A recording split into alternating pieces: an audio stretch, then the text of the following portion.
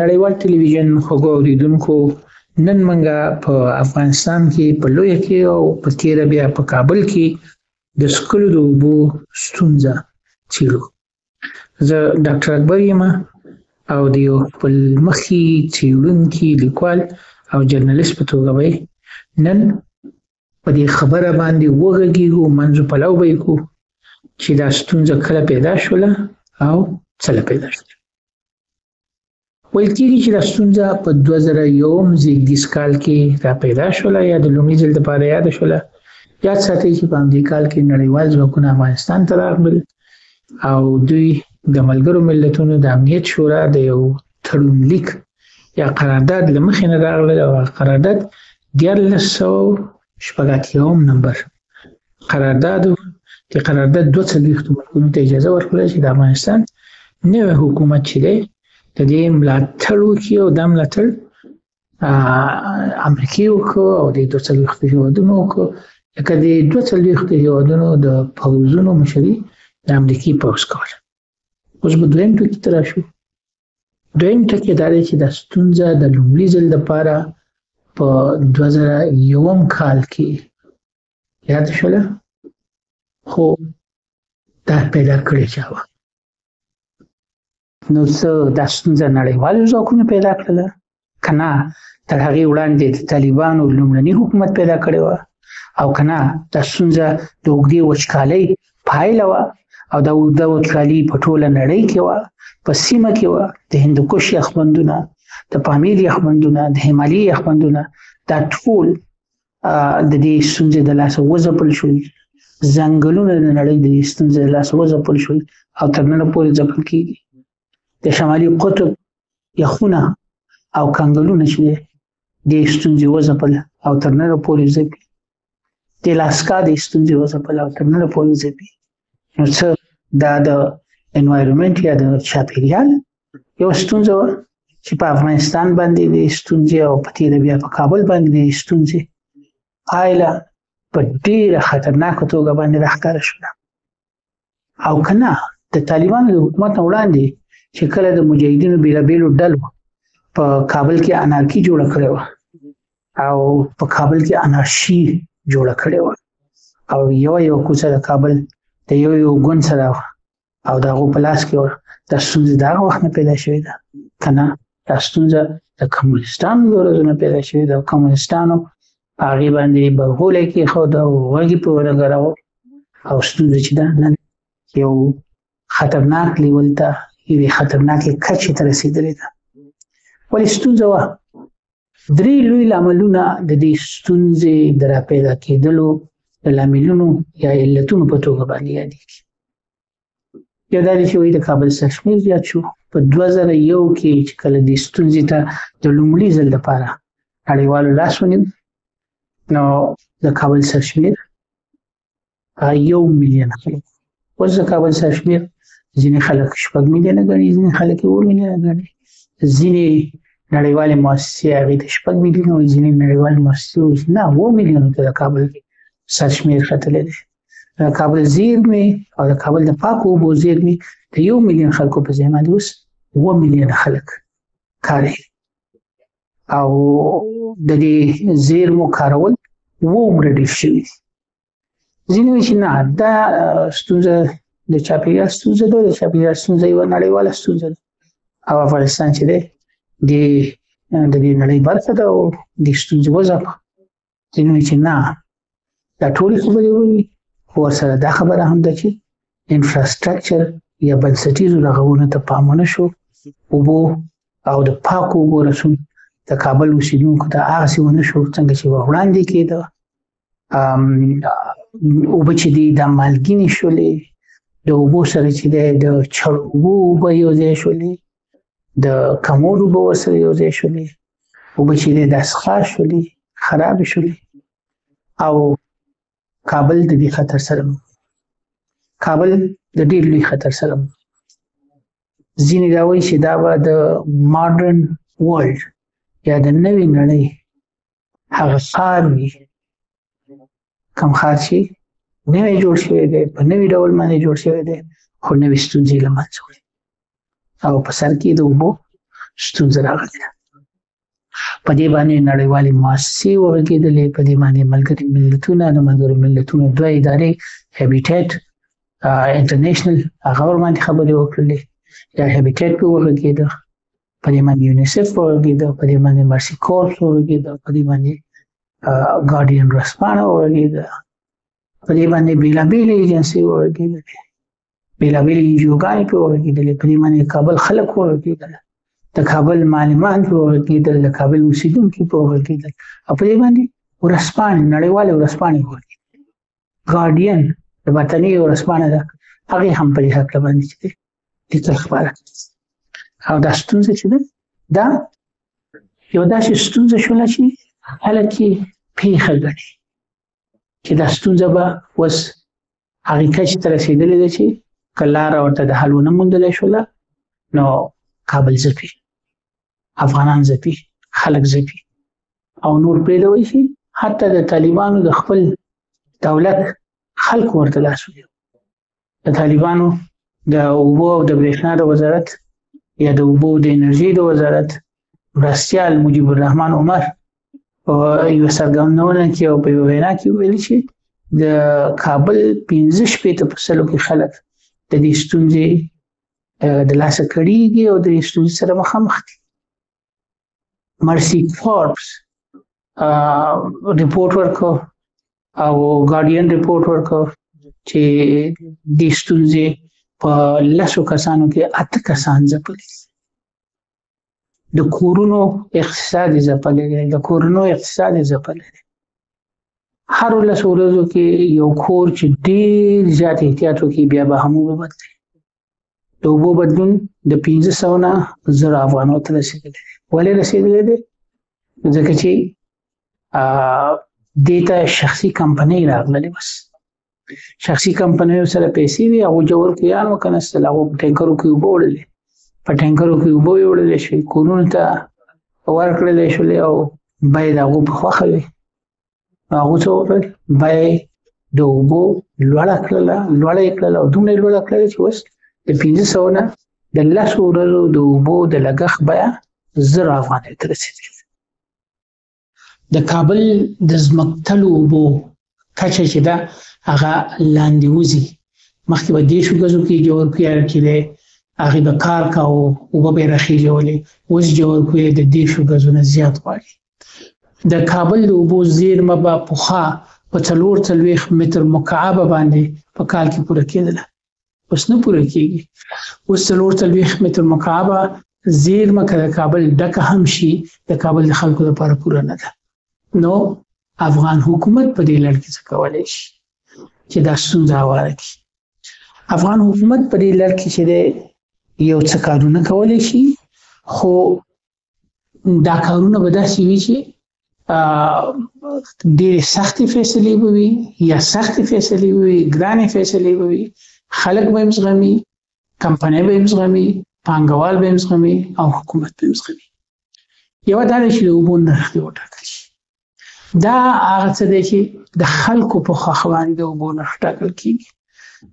کمپنۍ ورپکې تاوان نه کوي، لیکن کمپنۍ بې ځایه ګټه هم د خلکو نه کوي، او خلک چې دی هغه په یو ټاکلي او په یو معلومه نرخ باندې او د ورځې د دود سره سم په یو نرخ باندې اوبه اخلي. دویمه دې حکومت دا وکړي چې انفراسټرکچر یا بنسټیزه رغونه دې وکړي. د اوبو سیستم په کابل کې نه رسون سم دی، نه مالګې اوبه یا تروي اوبه د خوږو اوبو نه بېلېږي او سمې بېلېږي، نه د چړو اوبو اوبه، د کمودونو اوبه.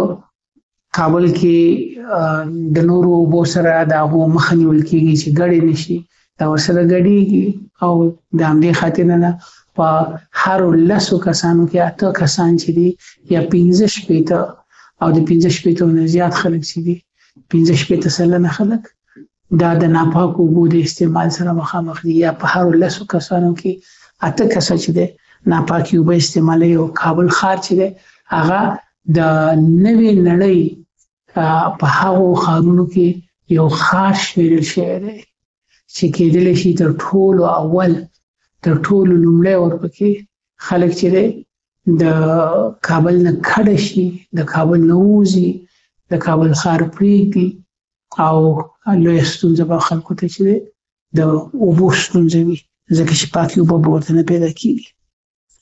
دریم حکومت دا کار کولی شي چې پانګوال راوغواړي، افغان پانګوال راوغواړي، د نړۍ نه یې راوغواړي، د منځني ختیځ نه یې راوغواړي، په افغانستان کې دننه یې راوغواړي او هغو ته ووایي چې دوه کاره وکړي، یو پانګونه وکړي د اوبو په سیستم کې او دویم پانګونه وکړي د نورو فابریکو یا چرخونو په جوړولو کې چې په نورو ولایتونو کې جوړ شي، تر څو پورې خلک د نورو ولایتونو نه کابل ته د کار لپاره رانشي او د نورو ولایتونو خلک ورو ورو وکوچېږي، کډې واخلي او د کابل پرېږدي، د کابل اوسېدونکو د کابل پاتې شي او د اوبو په زیرمه باندې چې کم پیټې پرېوتې ده دا پیټې کم شي، ځکه چې خلک به ورو ورو په کارونو پسې نورو ولایتونو ته ځي او نورو ولایتونو کې به هم پرمختګ کېږي، چرخونې به ورپکې جوړېږي، فابریکې به ورپکې جوړېږي.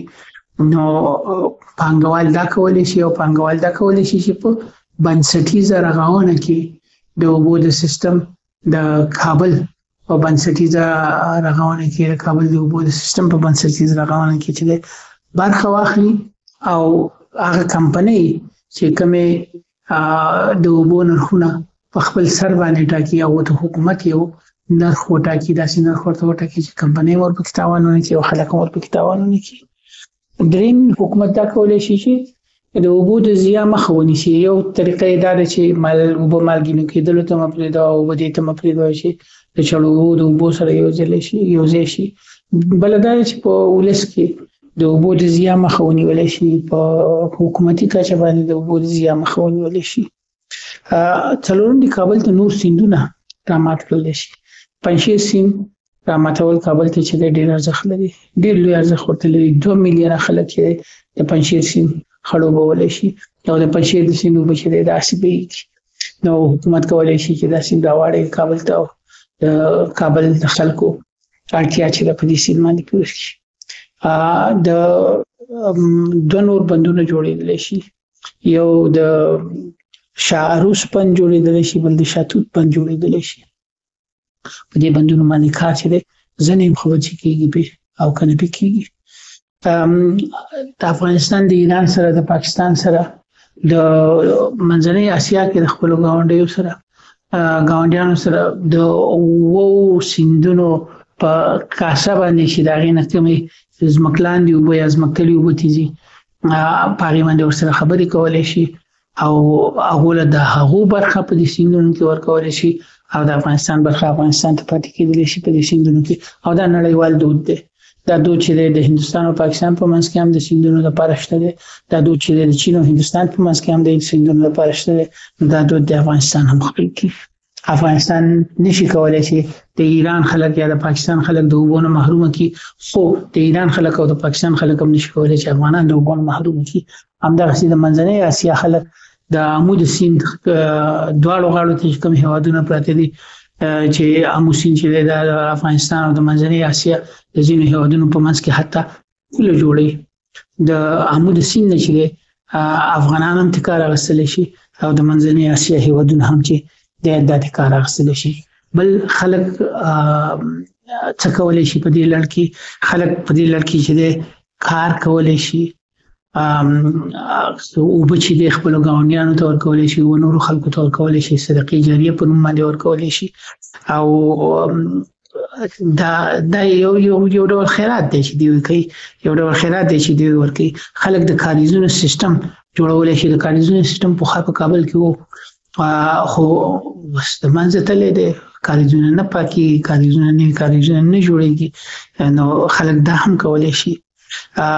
د ټولنې پانګوال چې دی دا پانګې لګولی شي او دا پانګې لکه څنګه چې ما وویل په فابریکو کې هم لګولی شي او دا پانګې چې دی په دې کې هم لګولی شي چې د اوبو بنسټیزه رغونه وکړي او انفراسټرکچر اوبو له جوړ کړي.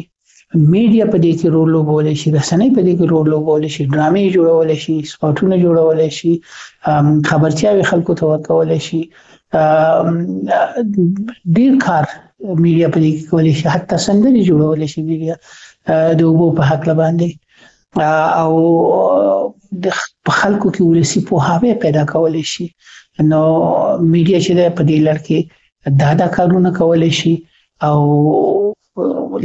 سپاټونه جوړول شي، ډرامې جوړول شي، سندرې جوړول شي او ډیر کارونه کولی شي، ریډیوګانې په پروګرامونه کولی شي، مرکې کولی شي، خواله رسنۍ په دې کې کار کولی شي.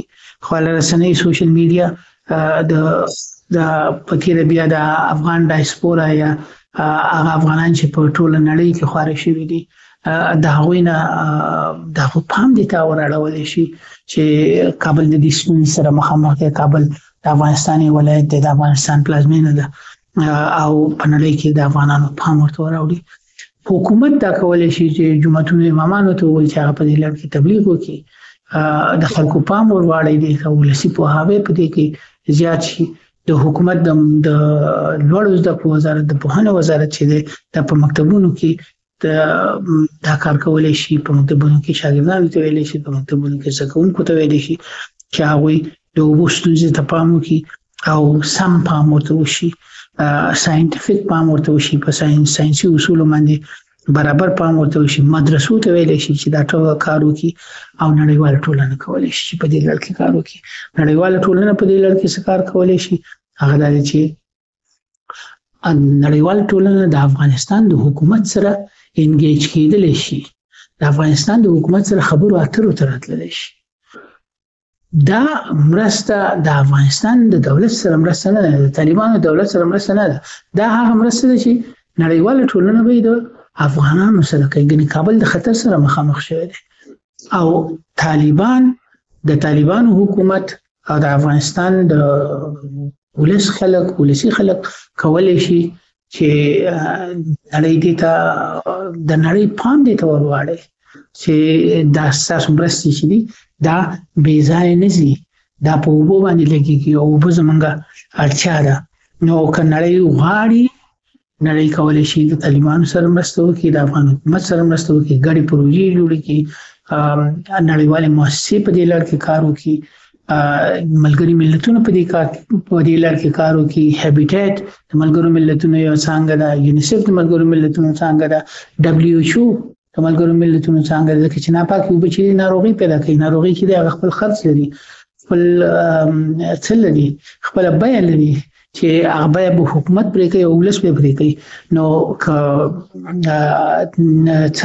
WHO دې ته نه ناسته، نړیوالې روغتیا پیدون دې ته نه ناسته او چې صرف تنخواه واخلي او کار ونه کړي، نو دوی کولی شي چې په دې لړ کې کار وکړي او ولس په دې لړ کې تر دې ښایسته دلیل نه لري، تر دې ښایسته استدلال نه لري، منطق نه لري، او نه طالبان لري او نه افغان حکومت لري.